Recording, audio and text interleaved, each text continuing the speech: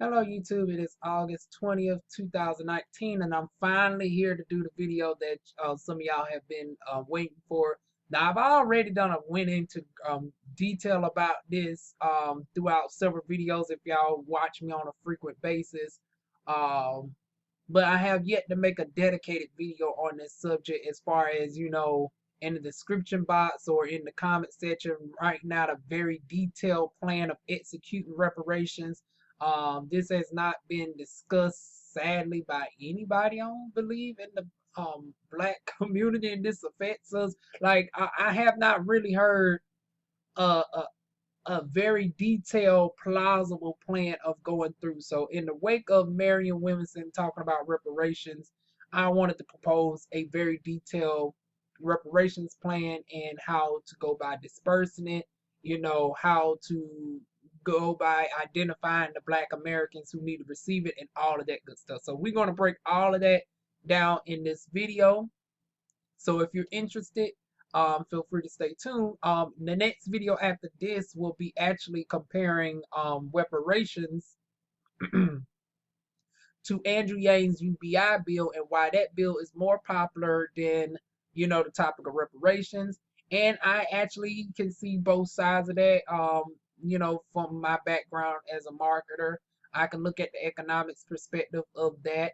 Also, as a black person looking at it from a marketing perspective, I can actually see how black people would actually benefit individualistic more from UBI as opposed to reparations. Now I know that's going to really mess up some people's minds, but y'all, if y'all want to know more about that, subscribe, like, hit the notification bell, and look out for that video. So let's go ahead and get into the topic of reparations today. Who, while we still got some light because it's been raining, y'all better be glad I ain't come up on here with the bonnet hunt because it was like this hair was about to just be pinned back the whole week. It's supposed to be raining all week in North Carolina. My hair is already frizzy, the curls undefined. Y'all lucky to see this today, but let's get into the topic of reparations for black Americans descended American chattel slavery. It's very good to notate that because number one, with all these, like I mentioned, we classify ourselves by a lot of different names and terminologies, and that gets confusing for some of us. So imagine how it is for white people who do not, you know, have any understanding of black culture. So with that being said, we got to get our names and stuff together on one accord and who will qualify for these reparations because number one, I mentioned in previous videos, you got people who claim that they are pure Native American and not people like myself who descends from Native American ancestry, but people who are fully black, who are, I would say, 100% African. They are claiming that there are the true indigenous Native Americans here. And I've already debunked that, and I told y'all that's why I did the ancestry video with my own family to showcase that ancestry is able to show you if you're Native American, and if you are the black native, Aboriginal, it's able to show you Aboriginal DNA and separate it from traditional Native American DNA as well. Because I have family members who have Aboriginal DNA, and I have family members who are dominantly Native American. Me, on the other hand, as a dominantly black person who recognizes my black lineage, knowing that a good part of my family. Now it gets complex on my mother's side, and I'll probably explain that in a different video. But in a, how can I say it? My great grandmother, y'all know, lived to be 90. Let me see, she was born in 1992, died in 2016, 94. She will be classified as a mestizo woman. Um, it gets real complex because the blackness was introduced through her husband, who I'm not as familiar with the lineage from him. I'm familiar with my direct maternal lineage going all the way back into the 1860s, and it's mostly white and native. Father is a complete mystery, but I definitely know obviously African ancestry through the North Carolina trade port, which is one of the largest trade ports in the world, and my dominant DNA is from the Congo. So we need to recognize DNA testing. In this day and age, I said we need to, number one, have paperwork showing people who are American, that are black, that are over 60% African. You don't have to be, but we're going to break down these DNA percentages in a moment. But you need to show that you are a black, a descendant, or are currently a black American. That's the first thing. Then we need to show from there. I'm confused my own self. This is why it should be a group discussion, but hell, this is my best attempt at it. I feel that we should have DNA testing. That's the first thing, to showcase black lineage. The second thing we should have from there is genealogy testing, tracing your lineage at least 3 generations to America. If not on any side of your family within 3 generations can showcase any blackness, you do not qualify. I don't want no 1%, 2%ers, or 5%ers coming in through here talking about, well, my great great granddaddy was a black man. No. If you are fully white, and for the most part, and you have to go that far back, then you do not qualify. Then, I mean, hell, by default, can I claim some darn on white privilege then, considering that I'm over 10% darn on European?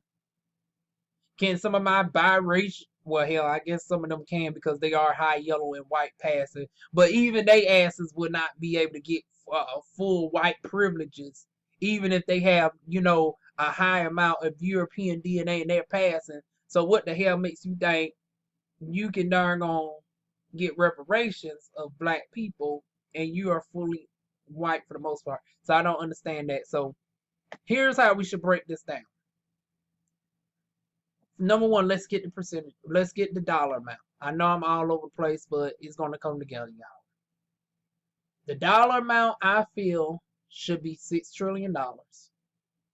And $5 trillion should be allotted towards disbursements between economic redevelopment, law enforcement for our own police stations, are developing our own schools, because we already know about the history. I thought about, co-opting HBCUs, but then once I found out about the history of the Rockefellers and all of that with the HBCUs, and what HBCUs really stand for today, which ain't really doing not too much for us, we need to have our own redevelopment of black schools all over again. So we need money for a whole nother set of black schools outside of HBCUs at this point. All right, first I was thinking about co-opting the HBCUs, but then I said, it's too problematic. So let's go ahead and get our own schools again. We need money to develop our own neighborhoods, money for our own lands, money allotted in grants to give to our farmers, our entrepreneurs starting up businesses, and all of that. That money needs to be funded out to banks as well, because in addition to that, we need, to be able to give out loans to our own people as well. Now that's not to say that if a white person wants to come into the bank, they can still qualify for a loan just like any other bank, but at least the banks will have our interests at heart as well. So we need to fund our own black banks. So the loans will be different from the grants. I want to point that out there, because when I hear Kamala Harris and all them speak, they always just talking about loans. They're not talking about actual grants. Grants is money that is afforded to people where you don't have to give the money back. Loans are as what they are, a loan where you have to eventually pay the money back. So I want to point out the differences. But still, we do need to have our own banks funded to have a continuation of loans and building up our economics in our communities that we need to be building, because the communities should not be restricted to the hood. Because when you think of communities for black folks, it's always the inner cities, the low poverty income areas, as if we are just subject to that.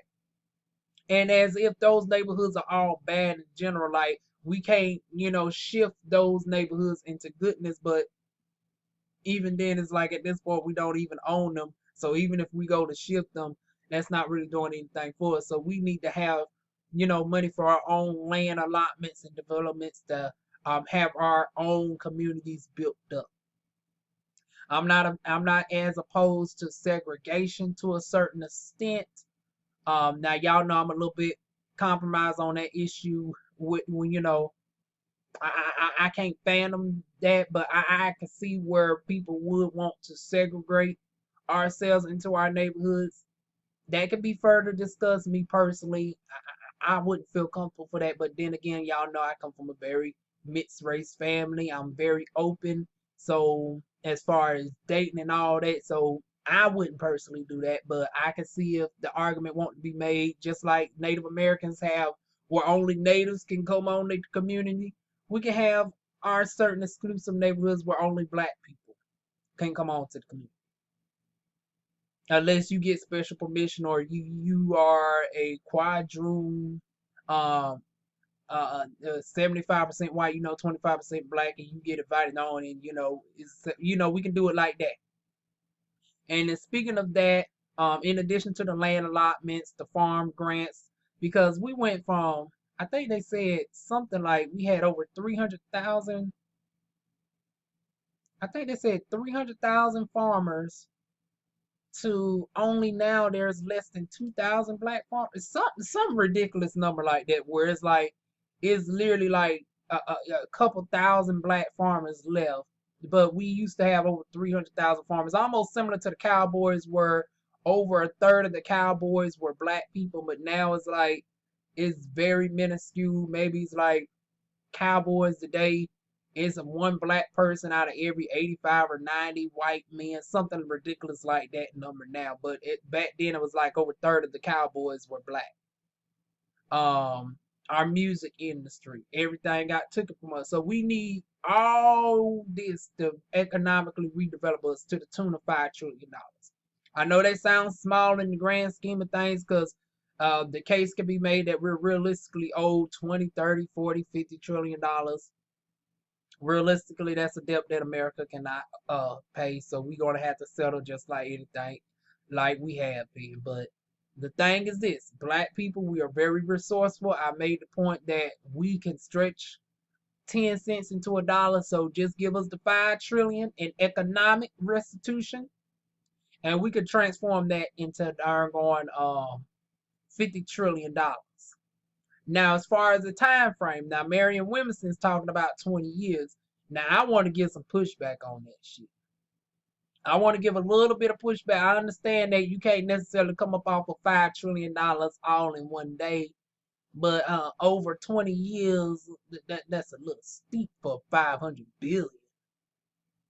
So I'm thinking we need to darn on do a counter proposal to that, where we need to add an extra zero, where it's 5 trillion for economic disbursements for American descendants of chattel slavery.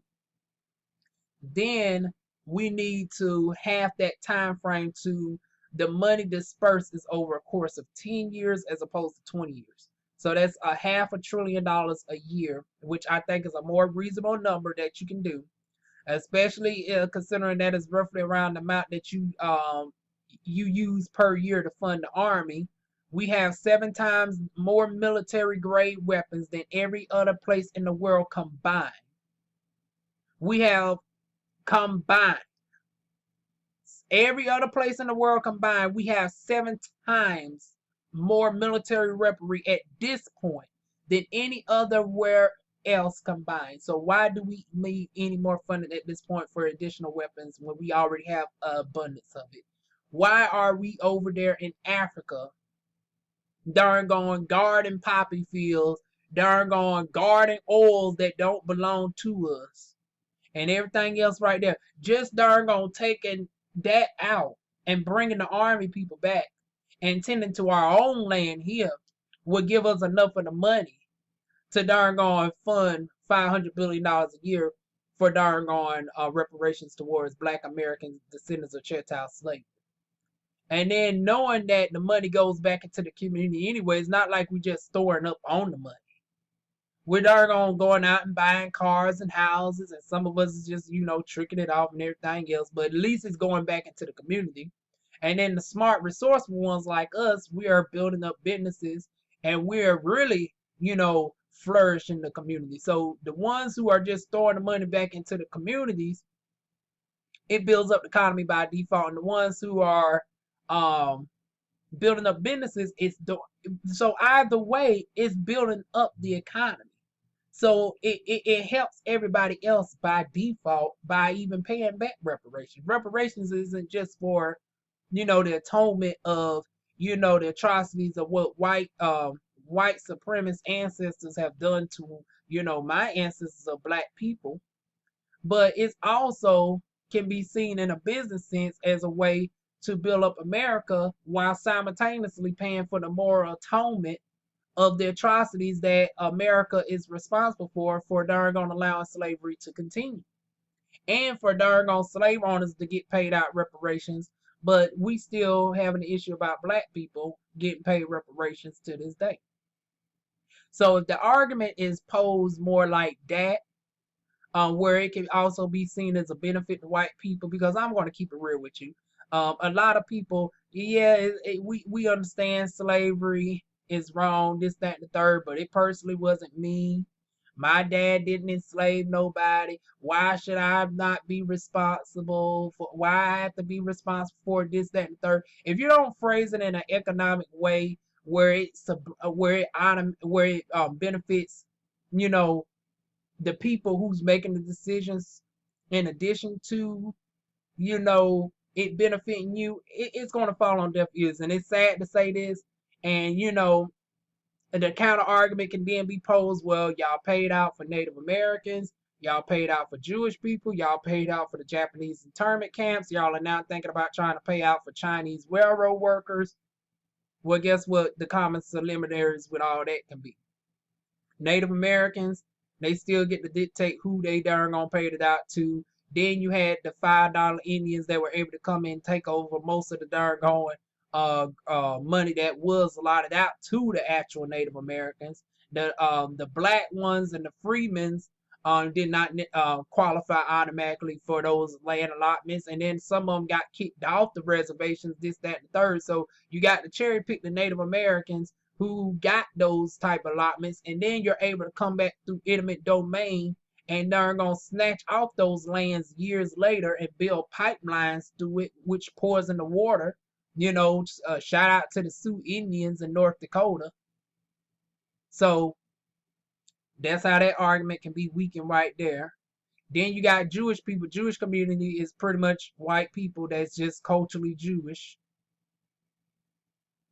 Then you talk about Asians. Asians, you're talking about the fair-skinned ones, not necessarily the ones that are about 2-3 shades lighter than me, who have similar hair textures. You ain't talking about paying out the reparations to those Asians. Same thing for the Japanese folks. But once again, the common denominator was white people were somehow able to benefit it at every way with those reparation payouts. And I feel if the argument is posed as how black people are the largest spending power in America right now in an empowered state, we spend to the tune of $1 to $1.2 trillion a year. So imagine what we will spend if we were given our reparations and we were put on the equal standing ground of economic opportunity. That number could easily triple to $3 trillion, which by default would actually make a return on profit by giving us reparations. Because unlike the UBI bill is a perpetual cost of upwards of $3 trillion a year. Now, for reparations, it's just a one-time payout of $6 trillion. And the $5 trillion of it is being dispersed over a period of 10 years. Versus UBI is $3 trillion that is taking out the economy every single year, perpetually, non-stop. But once again, when it comes to reparations for black people, it is a one-time payout of $6 trillion. $5 trillion of it is being dispersed over a course of 10 years. And with us having a spending power of $1 to $1.2 trillion a year right now in the empowered state, and being put at an equal standing ground will automatically double to triple our spending power and put us at more of a high economic standing. then by default it benefits America overall, because then it's going to be a certain amount of years before you will see a return on investment automatically that don't do nothing but benefit all American citizens by default. It benefits Americans by default when you have all those extra $1 trillion pumping into the economy. So if it's phrased like that, then I would think more white people, including non-racist white people who are just oblivious to this subject, who, you know, do not see the economics of how it can actually benefit them. Because once again, you got to phrase it as it benefits the dominant society in America for realistically this to be seen as an interest, and which goes into my argument about UBI versus, you know, reparations. And I'm going to talk more in detail that's why UBI is really getting more attention, because UBI is for everybody. See, when it's everybody, now you see everybody talking about the Yang Gang. But when you're just phrasing reparations and you're just phrasing it only as black people, honey, I hate to say this, but a lot of white people don't want to hear that. And I'm talking about not just the racist ones, honey, but I'm talking about a lot of non-racist ones who don't want to hear that shit either. Because it's like, oh, well, that's good, but I don't want to pay for it. So it got to be phrased from more of a business perspective. And if we phrase it like that, I think we can get a lot more better. If we can break down the numbers down to like that, disbursements over a course of 10 years, why it's justifiable to add extra zero and give us $5 trillion. All of that. So now that we done broke that down from the $5 trillion for economic disbursement for redeveloping black schools, exclusive black neighborhoods, black police stations, legal teams, you know, to taking on the blue wall of silence, because slavery never officially ended as far as period. It pretty much abolished privatized slavery and justified corporatized slavery in the form of the prison system, which is backed by the 13th Amendment, which that needs to be addressed as well. It's no coincidence that, you know, you have an infiltration, which once again, somewhat ironic. You can't really infiltrate something that you created, but that's how the FBI, you know, downplayed, you know, the law enforcement enforcing slavery on the books in the form of, you know, privatized, you know, for-profit prisons and everything, and, you know, targeting black people. They try to make it seem like it's an infiltration, but once again, we know that, you know, even down to the symbol of what the police badge stood for, it originally stood for the slave patrol. You didn't even darn gonna have the covertness to darn gonna even try to change the symbolisms up. You still use the same badge of the slave patrol. So you really didn't darn going infiltrate, but what it has become more overt over the years, so to speak. But the police stations have become more overtly, you know, targeting black people. They no longer feel the need to have to hide who the dominant members are, and it's become corrupt against, you know, brown skin and mostly black people, because there is a difference. Now, brown skin people get targeted too. I'm not saying Latinas don't get hemmed up, and certain dark Asian folks and, you know, Native Americans.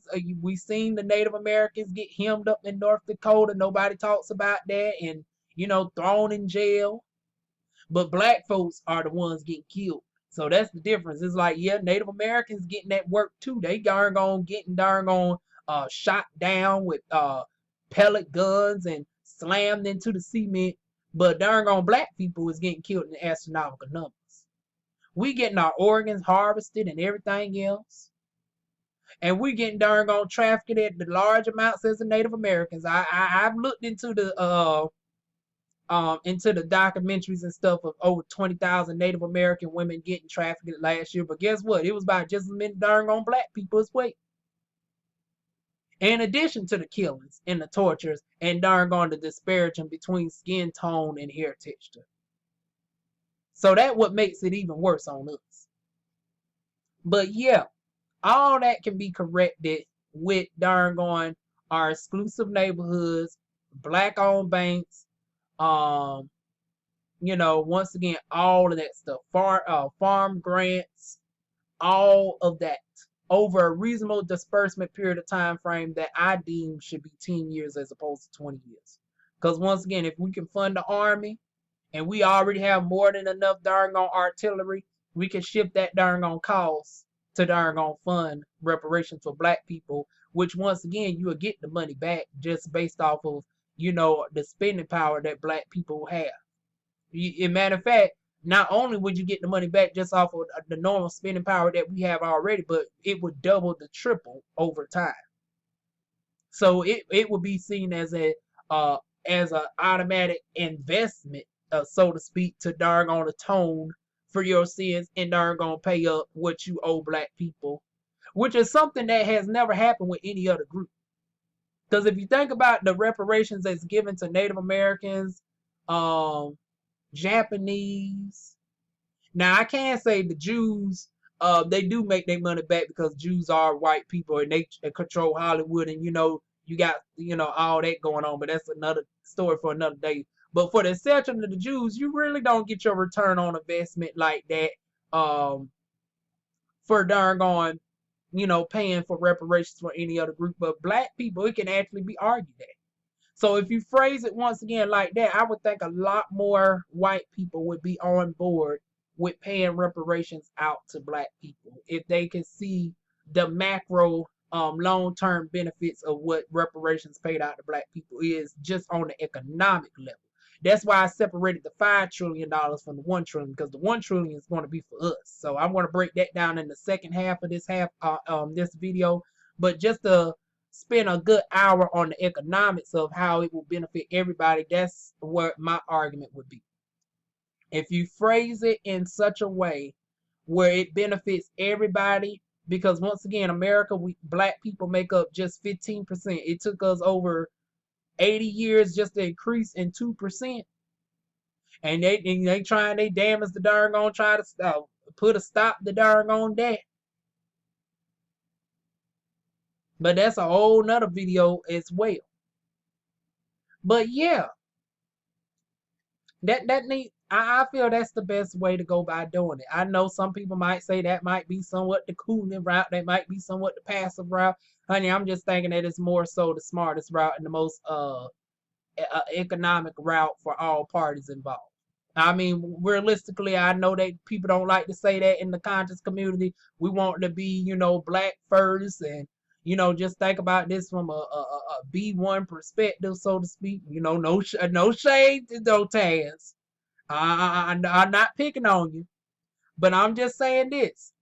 When it comes to the people in the room making the decisions, if you realize that we're in a country where we only represent 15% of the population, and then we don't made it where we don't want to have no allies, so we can't even look towards a Latina, we can't look towards a Native American, we can't look towards no Asians.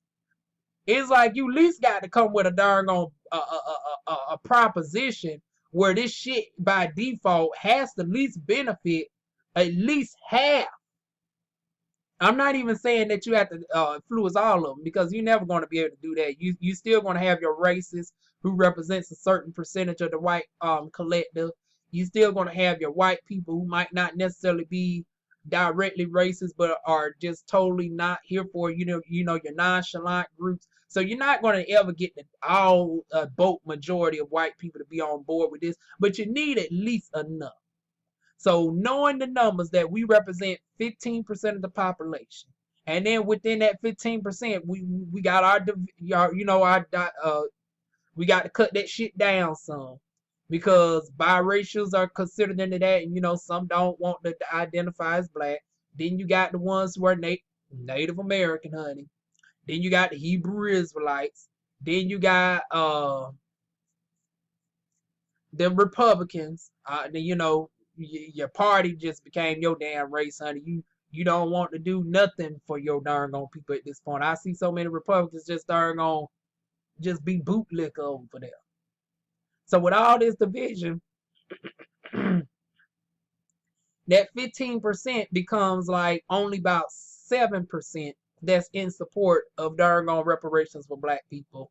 Uh, so realistically, you need a little bit over. Ooh, let me see. There, I think it's what 60% of the population is white. So we need to get on board at least 60%.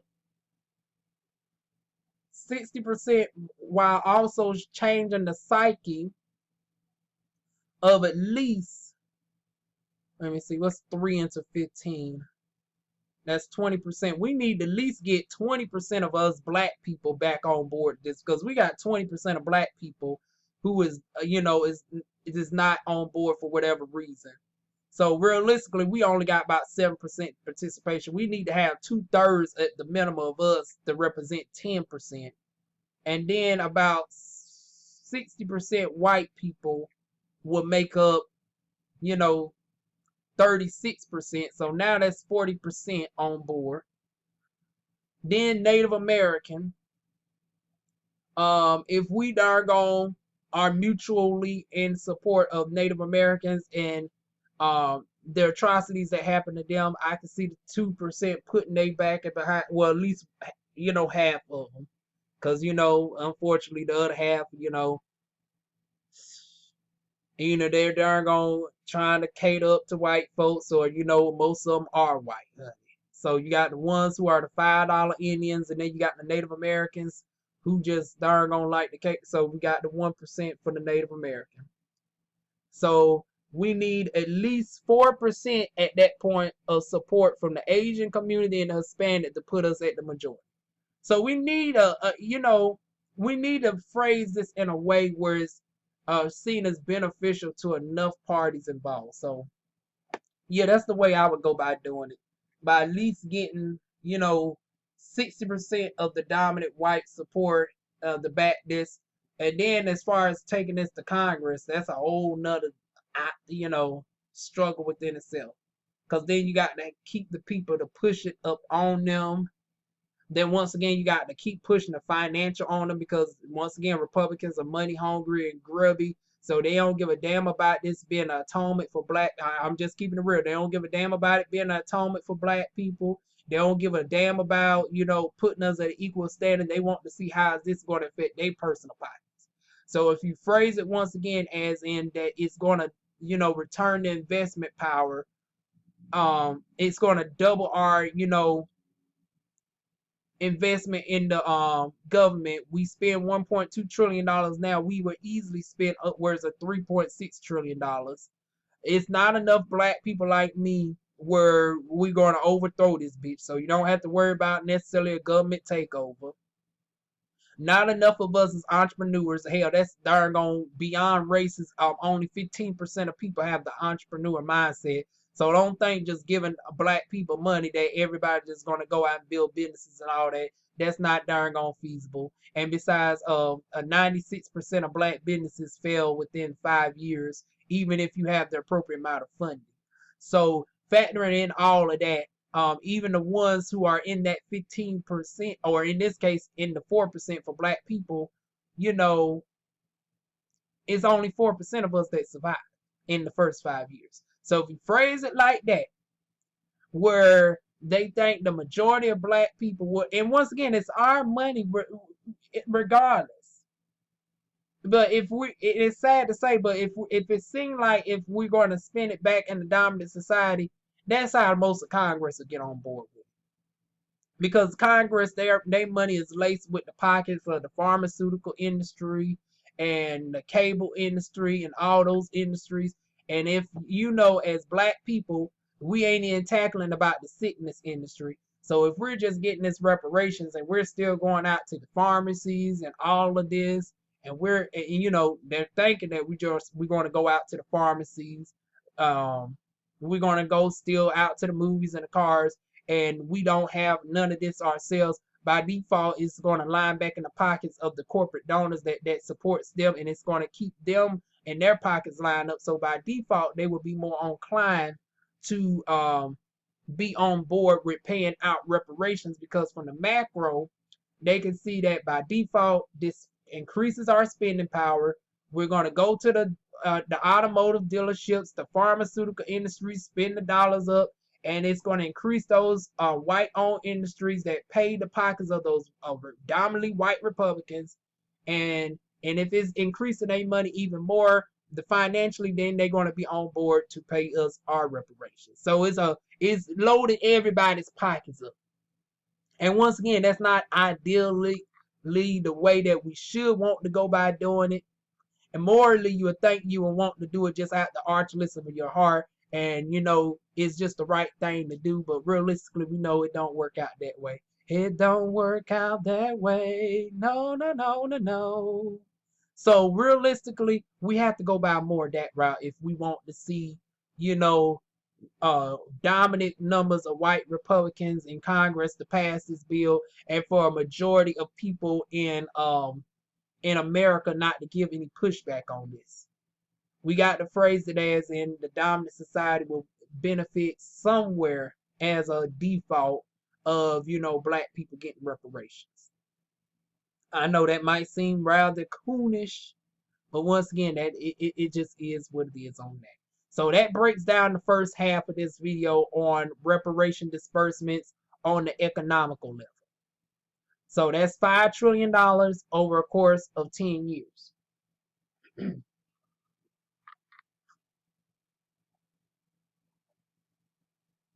Now,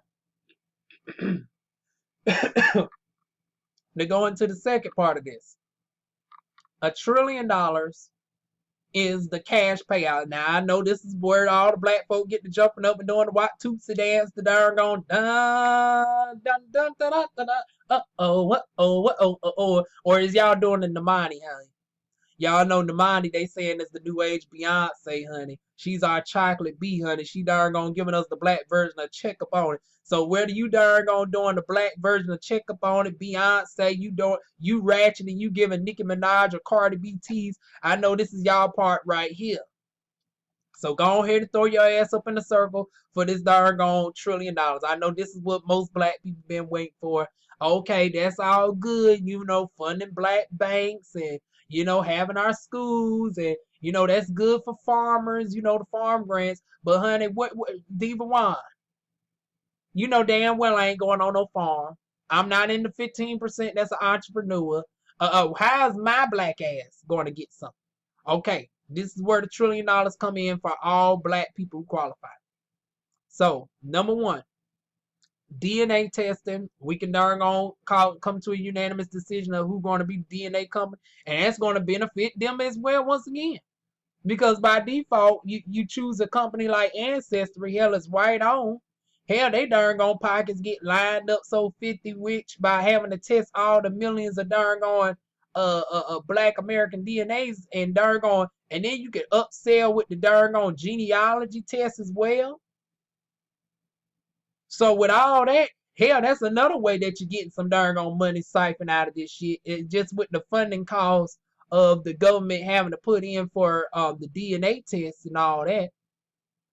But if you're over 60% African and you descend from America, which means if you can trace your lineage at least 3 generations back, and you're 60% African or more, you can then get, you will then be in a pool to get 60% of the distribution benefits of the $1 trillion payout.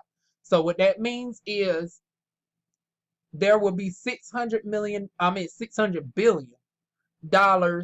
in disbursements for people who are more than 60% African. I'm so sick and tired of people just thinking that there should be one arbitrary number that all black people get universally. No, because I don't think somebody who's a Quadroon, because once again we got, I hate to say this, but the Quadroons and the Biracials are going to be part of this, because some of y'all who are arguing that, oh no, it should only be full black people, honey, that falls somewhat on deaf ears when half your darn half of your activists were biracials or were out there with white people. It's like when we bring up Martin Luther King and Malcolm X with the white spouse, with the white side chicks, honey. And then when you bring up your Henry P. Newtons, who had the mixed race ancestry, when we bring up Rosa Parks' questionable ancestry of being a mestizo, um, you know, we can't darn gonna be asinine and act like biracials at the minimum ain't gonna get some of this as well. Now, do I think they should get as much as for black people who are have to deal with atrocities the most? No, which is why we have to go into a percentage pool.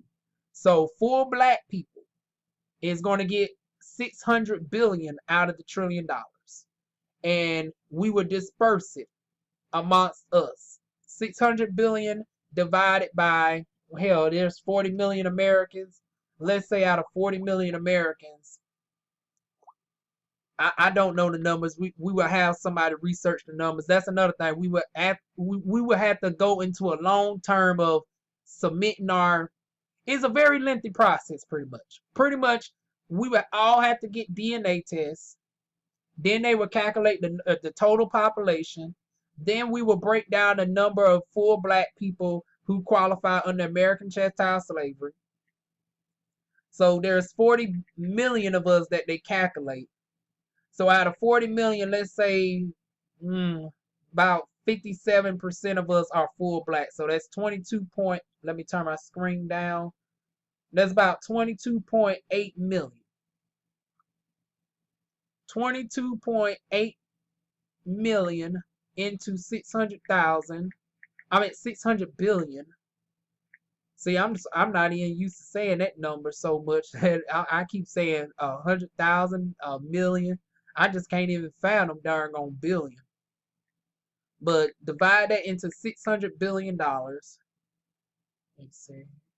600 million, 6 billion, 60 billion, 600 billion. Oh shit, I did it wrong. See, my calculator on here won't even darn gonna pull up this number, honey. 100,000 million, 10 million, 100 million, billion, 10 billion, 100 billion divided by 22,800,000. I'm going to get this number for us, son. And this is just a, example number. Like I said, I don't know how many of us in America are fully black, as in being over 60% African, because right now you could be biracial and be classified as full black. So that counts into the 40 million that they calculate right now. But I'm trying to recalculate on what it would look like if they just put full blackness at 60% and above. So out of 22,800,000 black Americans divided into a pool, I don't know if y'all can see that, but that is $26,315. So if there is idealistically 22,800,000 black people in America that is over 60% African, who are specifically linked to being here more than 3 generations, you don't have a parent, a grandparent, nor a great grandparent, on both sides directly from the continent. You can at least trace one of your great grandparents, grandparents, and parents to the continent of America, North America. You will be divided up. You will be paid out $26,315. Now, for biracial people, that means either you have 2 mixed race parents, and you have about anywhere from like 40% to like 50-some percent, 40 to 60% ancestry. We would say that you have about 40 to 60% African ancestry as a biracial, because we know it can slightly lean, because you got some people who pass on more European traits, or vice versa. You have a white person get with an African, and that white person has like 12% African DNA, so the baby comes out like President Barack Obama, who's like 55-56% African, because his daddy was a full African, something like that. But let's say hypothetically, if President Obama's was one of those black Americans who, even though has full African DNA, was here in America and just his parents and their parents only bred with black people who were also from the continent, and they became American, but because trust me, you do have those types of people as well. You do have people who can show that they're like 97, 98, or 100% African, but they actually can only trace their lineage here to America past 3 generations. Very rare, but you can see that as well. But that will contribute to some biracials being like 56, 57% African. But yeah, I would say that they would we should give them 30%. So full black people, we are getting 60%, which means our payout on average between 22,800,000. Full black people would be $26,315. Now dividing 300 million into how many biracial people we gonna guess? Oh, that number's gonna really go up. That we let's say it's just another 20 million people. So let's say 300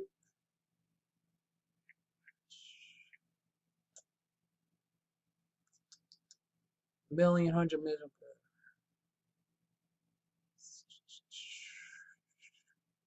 million, 10 million, 100 million, billion, 10 billion, 100 billion divided by, let's say is there more biracial people than there are black people? I want to say there's probably more of them now than it is us.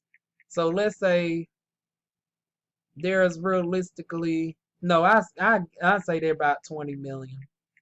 So hypothetically, between 20 million, they would get paid 15,000. If it's 20 million of them dispersing out $300 billion.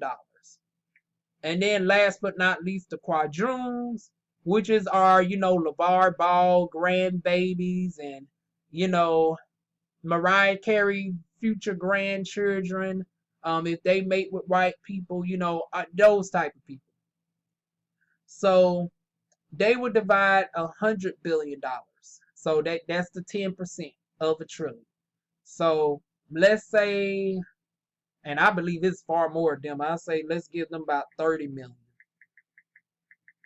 That can, because there's some white people really around here about with 20% African DNA as well. So this would darn gonna really benefit them as well. So this will make it a more further argument why they would be on board with this, because secretly, if you have some white people do some ancestry tests, honey, they be shocked when they see that 15-20% African come up as well. Honey, matter of fact, this shocked me right here. I had a man on my table who I swear was fully white. And honey, mama was cheating around or something because, or dairy, something in the buttermilk ain't clean. As a matter of fact, it was two things going on with this. His maternal side had some African DNA, and that father had some African DNA. Would y'all believe that man? He was like a Fitzpatrick #2, which is like very fair, neutral undertones. Not even as dark, not necessarily even dark enough to be classified as Latino, but not fair where he was, it can burn in the sun. Silver hair, but his original hair was like a brown. It was straight, not nail color or pattern. Honey, this man was 40% African. 40, I think he came up like it was 40% African. He was like 38 some percent European. He was like 2% darn gone Asian, and about 20% like he was a true mestizo all the way through. He was a white. He was a black mestizo, so to speak, because his lead DNA was African. Now I didn't believe this shit, and what made us have this conversation because he was questioning my ethnicity, and I was telling him about my family, is black. We have some white and Native American. He was saying the same thing. And I was like, really? I went to dawn. And that's when he came forward with that as I was, waxing him on the table, right? But once again, looking at him, you wouldn't have thought none of this. pure white, I mean pure straight white hair with some of the brown still in there, white nose, very fair tan skin. Like I said, not even nowhere near as deep as a J Lo or anything like that. You know, a Hispanic, person. But he literally showed me his test. He pulled it up on the phone. He had 2% Asian DNA, about around 18, 17% darn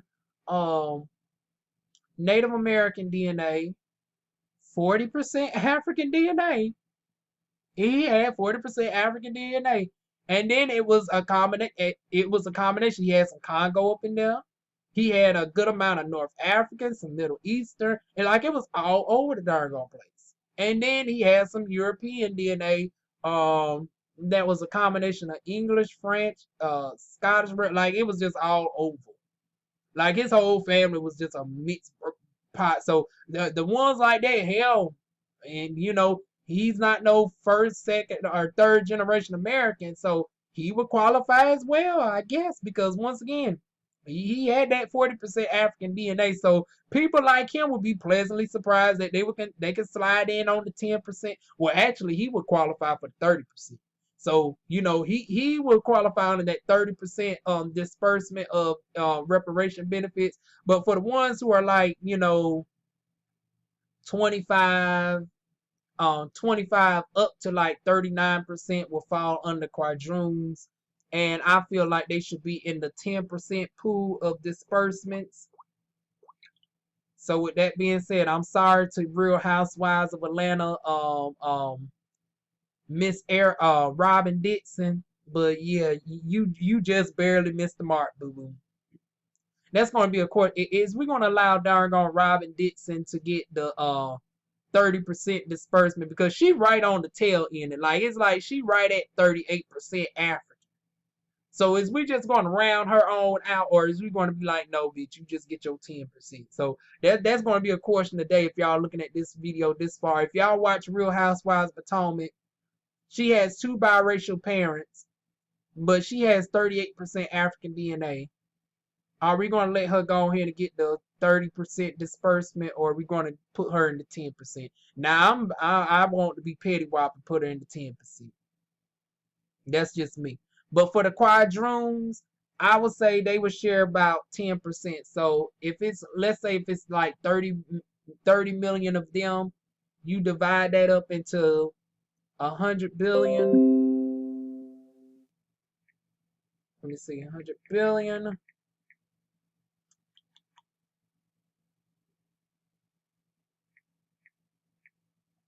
Divided by, let's say, 30 million Quadroons in America. That's $3,333 one-time cash payout. I think they would be okay with that. I mean, that's a nice sizable darn tax refund for some folks.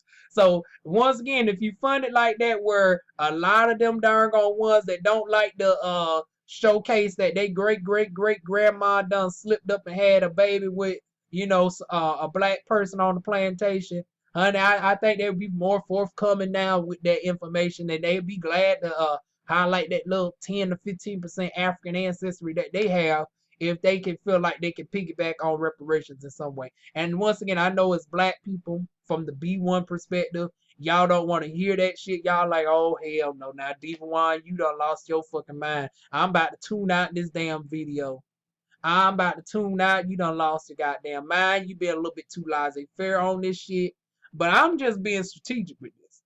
Now, nobody wants to say this. But over here, and this is why we keep the lights on button. We see y'all can thumbs down the video. Y'all can leave y'all constructive criticism.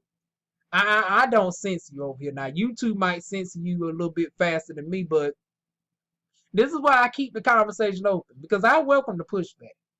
But I'm just thinking about this from a strategic point. Like, if we got to phrase it in a way where at least enough white people will benefit, where they will want the darn gonna help us out, because in their mind it helps them out as well. And once again, this is why we're going to go into the discussion about why UBI is doing a far more better then they're going to talk for reparations, because UBI is benefiting everybody versus reparations is only being proposed in a way where it's just going to exclusively just help black people. And Kamala Harris is trying to make it, seem like she's doing something where it can benefit. Like, her premise is good, but her darn on execution is horrible. Like, her premise of, reparations for black people, helping out everybody, honey, that would be perfect if it was tied to the policy of Merriam-Webster. Like, if you can just take Kamala Harris' darn phrase of talking and just put it to Merriam-Webster, honey, that would be perfect right there. But the problem with Kamala Harris is trying to give us intangibles only that is helping out a certain demographic of black people who make under $100,000, which is not ideal, because what about the ones who make a little bit over $100,000 who still are entitled to some funds and money as well? What about, funding for, exclusive black schools, not HBCUs, which have been founded by, the Rockefellers, but our own actual schools. And I ain't talking about now. Here's another thing. When we start funding these darn schools, we need, not just because you black don't mean you automatically quite. Now see, this is where I'm going to lose some of my other black folks again, because I don't want. I'm just going to keep it real. I'm keeping it real throughout all this bitch now. We don't need no Dr. Umars. Now, if Dr. Umar come into my office talking about he wants to darn get the funding for the school, I'm not about to give him the fund for the school in the sky. Because he done proven that he can't even get this darn one off the ground now. Now, it's approaching the end of August, Dr. Umar. Now, we done gave your ass 10 years for this damn school, right? People done invested over $1 million for this damn school. You done got the building. Now, you done said back in March that the school was going to be prepared by August. Now, you done shaved off all your darn hair. You talking about the spirits above law. There you go on that darn Erykah Badu, Lauryn Hill type shit. The darn chakras and shit speaking to your ass. So you getting in line with the darn spirits. Your eyes looking a little bit more shifty. Your skin starting to look a little bit more sunken in. And once again, y'all know what I've been going through with my family, and I've been telling you about the ditches that I'm facing with some of my family members. So you know that I can clock the shit about Umar faster than some other folks. About that darn sunken in skin and shifty eyes and money being misappropriated. But I'm not going to drag you, Dr. Umar, because this is really supposed to be a video for the progression of us as black people and bringing white people in on this to help get us to our darn money, getting everybody on a win-win. So I don't want to tarnish that by fully dragging your ass, but I'm just going to say this. When it comes to the distribution on this on an economic level, not everybody can qualify. It still got to be some qualification process. Being black is not just going to be the sole qualifier, honey. Because, honey, if we darn gonna allow the Umars of the world to darn gonna get this funding, honey, we gonna go to shit. We gonna go back down to shit, honey. So it still got to be some qualifications with this shit as far as, loans and building up authentic schools. Authentic black-owned schools. We need to fund the people who actually shows an actual viable business plan and show that they're going to be more successful with that shit. When it comes to building up black independent news outlets like the African Diaspora Network, see, I fund darn gonna feel the advice show. Now he's showing that he's consistent with his shit. Now we can give him some business funding, but as far as somebody like a Dr. Umar, oh no, I'm not doing that shit. I'm not. I will not. Now Phil the Vice Show, honey, you can come on over. But as far as darn Dr. Umar, oh no, you keep your Pan-African brother over there until he get his demons together, honey. Until he darn consults with the Pan-Africanism to get that darn booger sugar darn taste about his mouth. I'm not funding his ass. So we got to be real on some of that as well. Not all black people are going to qualify on the economic disbursements, but all black people will qualify on the financial disbursement. So I want to pull up those differences. So whatever darn Umar does with his darn proportion 60% funds, as far as his cash check, if you want to go ahead and give it to the man down the street, that's you. Now don't go crying about you ain't had no extra money for the darn school. But as far as the economic end, as far as tapping into that $5 trillion, no. The Umars, no. I put my foot down. I put my foot down on that. Now, whatever you do, like I said, you can spend your personal check however you feel need. When you get your payout check from the $1 trillion pool and you will qualify on the 60% end, that's all good and great. But you will not qualify for no darn school grants the way that you cutting up. It's August 20th right now, and you still going around here with dingy t-shirts on, darn looking up like this. They done lost a good 20-some pounds. And not necessarily darn in a healthy way. With them shifty, beady, darn dilated eyes. But anyways, that's all I got time for the darn discuss all today. We can continue into a part 2 of this maybe, but this is just my theory of how we will be best suited on tackling reparations in a very detailed way.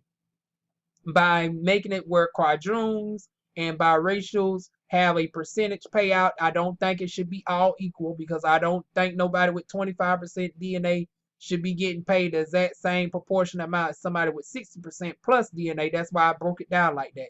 They will be dividing up, quadroons will be dividing up 10% of $1 trillion, which is $100 billion.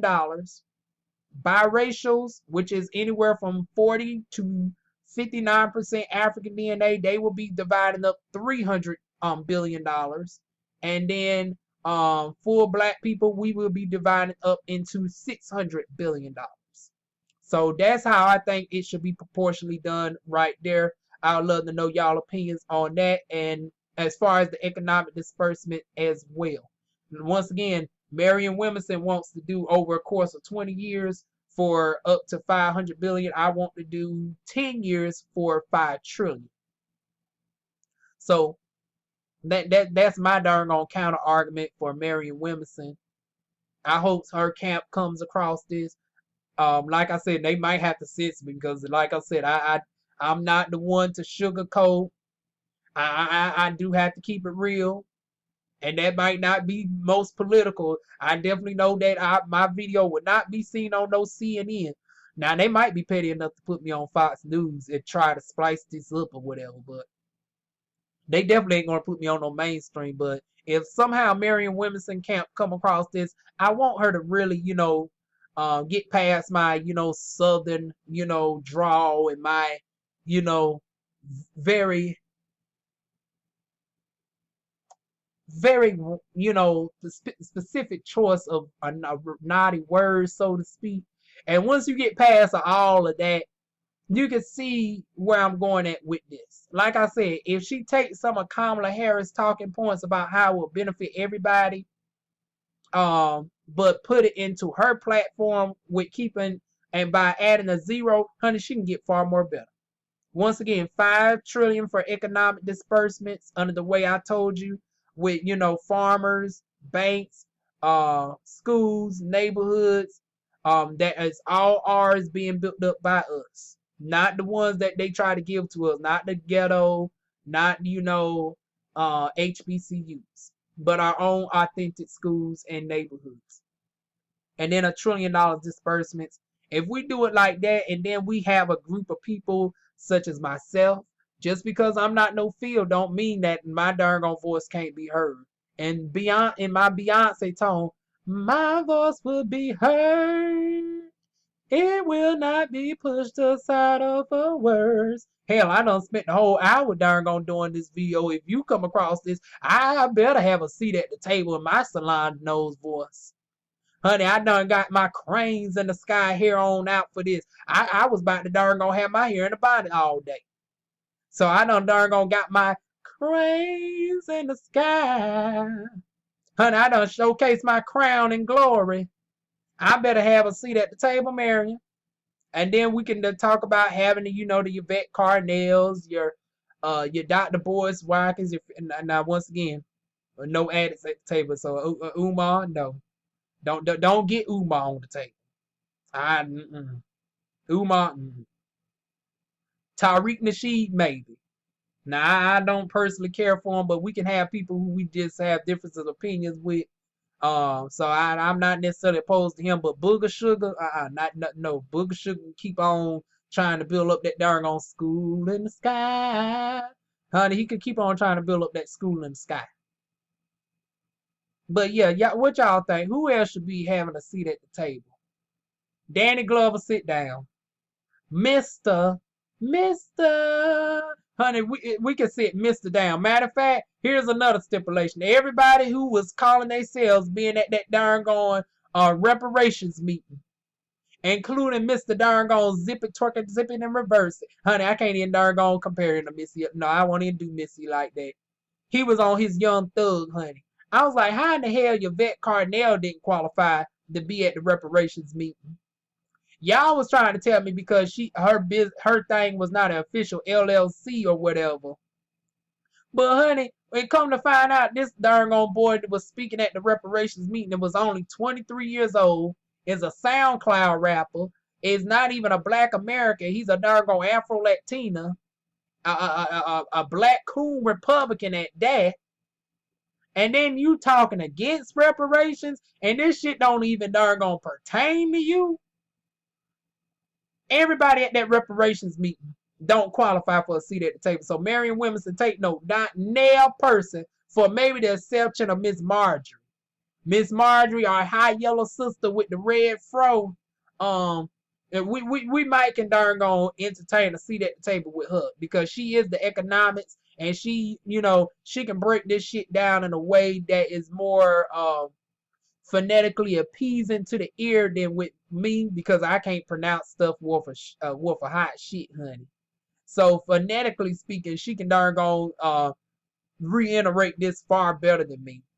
Her qualifications as a economist, she can add on to stuff more than what I can because I'm in the profession of marketing. So my background is to showcase how appealing that this can be to all parties involved, how I can market it to white people, how this will benefit them, where they would get on board and help get us our money. Pay me what you owe me. So that's what I'm doing.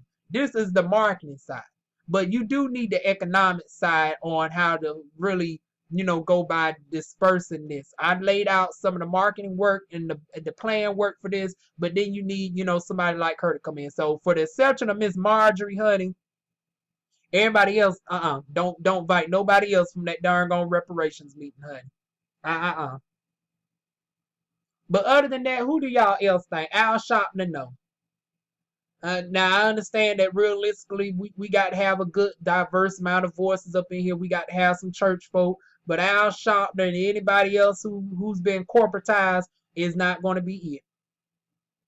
I say maybe Reverend Barber, NAACP in North Carolina, we can get him in on this. So yeah, maybe Reverend Barber, but darn on as far as Al Sharpton, no. Sit your little darn on Pinocchio shaped ass down somewhere. So that would be the second part of this video. Who has a seat at matter of fact, yeah, we're gonna go ahead and name the second part of the video. Who has a seat at the table? Because we got to have some gay black representation, we got to have some trans black representation. I know y'all, just like y'all did that with me with talking about the LGBT, I'm doing the same thing with the Christians. So I realistically don't want y'all to have a seat at the table, but I'm fair with this. So we got to have some Christian black representation at the damn table. So maybe a Shirley Caesar, maybe a Yolanda Adams at the table. We got to have some good, black authentic church voices at the table. It gets my better judgment. I got to be fair about this shit. We got to have some good sound-minded Republicans that are black at the table, Democrats that are black, independents that are black, and so forth. We got to have all these diverse. The economics at the table. I feel the marketing role, so y'all don't have to get no other marketers at the table. I got the marketing down pat. The black media outlet, so but you know, bring Phil in from the YouTube perspective. He's our largest person on the YT. Now put him on the opposite end as Roly Poly Honey. Now because I personally feel that Roland Martin should be at the table, and I know some of y'all is like, now Juan, no. Like I said, we have plenty time to discuss this. And I welcome, you know, if we want to do a live stream over here, we can find out how we can go by doing a live stream over here, and we can have these conversations about who's going to have a seat at the table. This is just me throwing out my names. So realistically, I'm just saying, okay, we can have Roland Martin at the table too. I know some of y'all rolling y'all eyes, but it's like, hell, I think Roland Martin has some good points. But we can darn gonna do a vote of this. As long as I'm guaranteed to be up in there, I'm good. But as everybody else can be voted on. But seriously, those are my thoughts, y'all. Y'all leave y'all thoughts down below. Like, comment, share, subscribe, or you know, dislike if you did not agree with this video. I welcome dislikes as well. In addition to, you know, constructive criticisms, you can put those down below as well. Subscribe for part 2 and part 3 of this, especially UBI versus Andrew Yang is going to be the next video I talk about, so look out for that. Make sure your notification bell is on so you'll be notified when that video uploads, and I'll see y'all soon with more videos. Mwah.